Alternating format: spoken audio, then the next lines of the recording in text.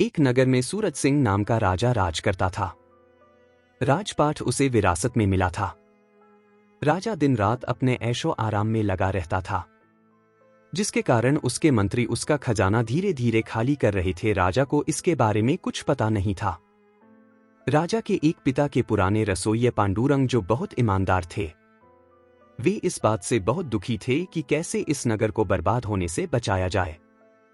एक दिन वे अपने घर पर इसी बात पर चिंता कर रहे थे, तभी उनकी बेटी, जिसका नाम सुलक्ष्मी था, वह अपने पिता की परेशानी पूछ बैठी। पांडुरंग ने पूरी बात अपनी बेटी को बता दी। सुलक्ष्मी ने अपने पिता को एक उपाय बताया, जिसे सुनकर पांडुरंग बहुत खुश हुए। अगले दिन वे राजा सूरज सिंह के सामने गए और उन्होंने कहा, महाराज, आज आपके लिए जो खाना बनने वाला है, उसमें किसी भी प्रकार के मसाले नहीं होंगे। राजा को चटपटा खाना बहुत पसंद था। उसने कहा, पांडुरंग, आप हमारे पिता के पुराने रसोइये हो, इसलिए हम आपकी बहुत इज्जत करते हैं। लेकिन इसका यह मतलब नहीं कि आप कुछ कहेंगे। आपसे नहीं बन सकता तो हम कोई दूसरा रसोइया नियुक्त करेंगे, आप जा सकते हैं। तब पांडुरंग ने कहा, ठीक है महाराज, लेकिन मैंने ऐसा क्यों कहा, इसका कारण तो जान लीजिए। कारण यह है कि आपके राज्य में कोई भी किसान मसाले की खेती नहीं कर रहा, क्योंकि फसल लगाने का खर्च ज्यादा आता है और मसाले बिकते नहीं हैं, जिसका कारण है मसालों का महंगा होना। राजा ने कहा, लेकिन ऐसा क्यों?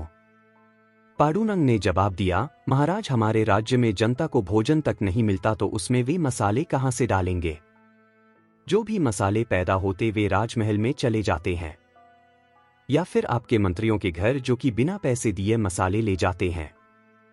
इस कारण बाजार में मसाले नहीं हैं, और अगर हैं भी तो बहुत महंगे हैं।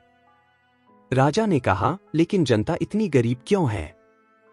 पांडुरंग ने जवाब दिया, महाराज, आपका आधा खजाना खाली हो चुका है, राजमहल के सभी दरबारी उसे खाली कर रहे हैं। आपका पूरा खजाना खाली होने में बहुत कम वक्त बचा है।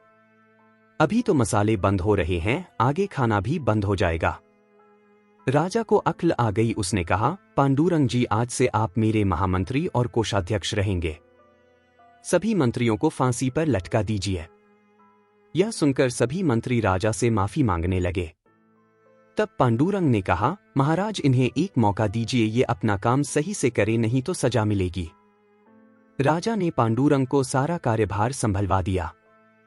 पांडुरंग ने सारी व्यवस्था ठीक करके 1 वर्ष में खजाना पहले जैसा कर दिया और जनता के हित में काम किए, जिससे जनता का विश्वास राजा के प्रति बढ़ गया।